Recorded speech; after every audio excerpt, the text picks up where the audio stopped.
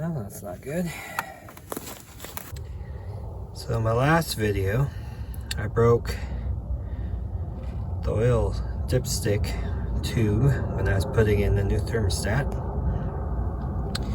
And it just keeps breaking because it's like, I don't know, 15 degrees out. But it looks like it's just a press fitting. Just kind of slides in there. So I'm going to break the rest of this off. Try not to get anything down in the engine. And see what we can do.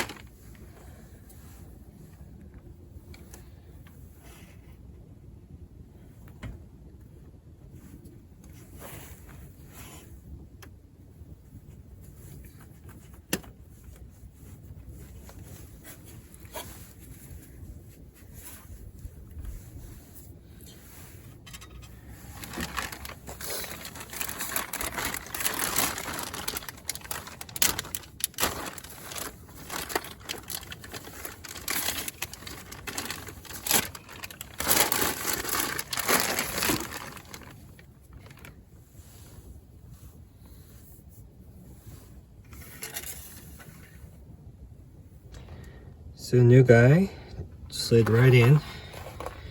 You kind of have to guide it down in the hole, but also into this little slit.